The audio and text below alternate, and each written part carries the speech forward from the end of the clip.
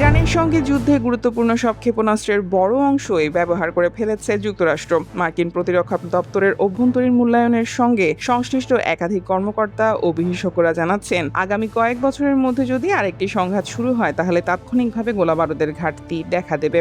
মার্কিন সংবাদ মাধ্যম CNN এর এক প্রতিবেদন চাঞ্চল্যকর এই তথ্য উঠে এসেছে। তবে কি যুদ্ধাস্ত্রে টান পড়েছে বলেই যুদ্ধবিরতির মেয়াদ বাড়াতে না চাইলেও শেষমেশ বাধ্য হয়ে তা বাড়ালেন ট্রাম্প? এমন প্রশ্নই উঠছে সব মহলে। Centre for strategic and international studies CSIS এর নতুন বিশ্লেষণের বরাত দিয়ে CNN এর প্রতিবেদনে বলা হয়েছে, ইরানের সঙ্গে 7 সপ্তাহের যুদ্ধে যুক্তরাষ্ট্র অন্তত 45% প্রিসিশন স্ট্রাইক মিসাইল বা নির্ভুল লক্ষ্যভেদী ক্ষেপণাস্ত্রের মজুদ ব্যবহার করেছে। ব্যালিস্টিক ক্ষেপণাস্ত্র ঠেকাতে ব্যবহৃত থার্ড ক্ষেপণাস্ত্রের অন্তত অর্ধেক খরচ হয়েছে।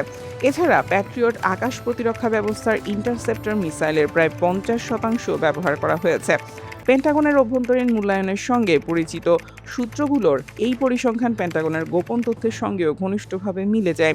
চলতি বছরের শুরুর দিকে পেন্টাগন ক্ষেপণাস্ত্র উৎপাদন বাড়াতে একাধিক চুক্তি করে।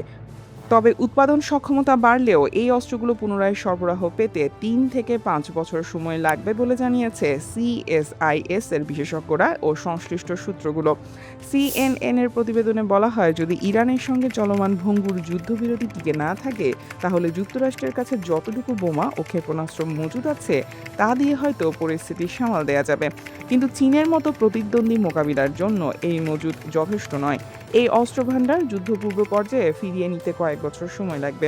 বিশ্লেষণ ও সংশ্লিষ্ট সূত্রগুলো আরও জানায়, যুক্তরাষ্ট্র তাদের টমাহক মিসাইলের প্রায় 30%, দূরপাল্লার joint air to surface stand off মিসাইলের 20% বেশি এবং SM-3 ও SM-6 মিসাইলের প্রায় 20% ব্যবহার করেছে।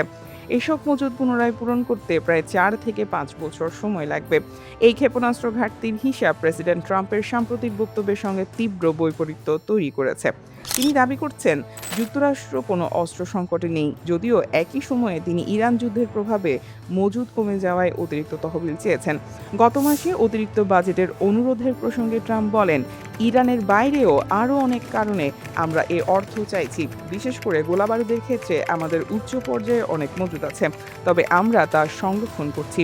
যুদ্ধ শুরুর আগে জয়েন্ট চিফস অফ স্টাফের চেয়ারম্যান জেনারেল ড্যান কেইন এবং অন্যান্য সামরিক নেতারা ট্রাম্পকে সতর্ক করেছিলেন যে দীর্ঘমেয়াদী সামরিক অভিযান যুক্তরাষ্ট্রের অস্ত্র মজুদের উপর প্রভাব ফেলতে পারে। ইরান যুদ্ধ শুরুর পর থেকেই ডেমোক্র্যাট নেতারা গোলাবারুদের মজুদ নিয়ে উদ্বেগ প্রকাশ করে আসছেন। তাদের আশঙ্কা, এটি মধ্যপ্রাচ্য সহ অন্যান্য অঞ্চলে যুক্তরাষ্ট্রের প্রতিরক্ষা সক্ষমতার উপর প্রভাব গুরুতর ফেলতে পারে। গত মাসে অ্যারিজোনার ডেমোক্র্যাট সেনেটর মার্ক ক্যালি বলেন, ইরানের কাছে বিপুল সংখ্যক শাহেদ ড্রোন, ব্যালিস্টিক ক্ষেপণাস্ত্র, মাঝারি ও স্বল্পপাল্লার ক্ষেপণাস্ত্র তৈরির সক্ষমতা আছে এবং তাদের বিশাল মজুদও রয়েছে। তাই এক পর্যায়ে এটি একটি গণিতের সমস্যায় পরিণত হয়। আমরা কিভাবে আকাশ প্রতিরক্ষা গোলাবারুদ পুনরায় সরবরাহ করব, আর সেগুলো কোথা থেকে আসবে? News desk, দুটিয়াল।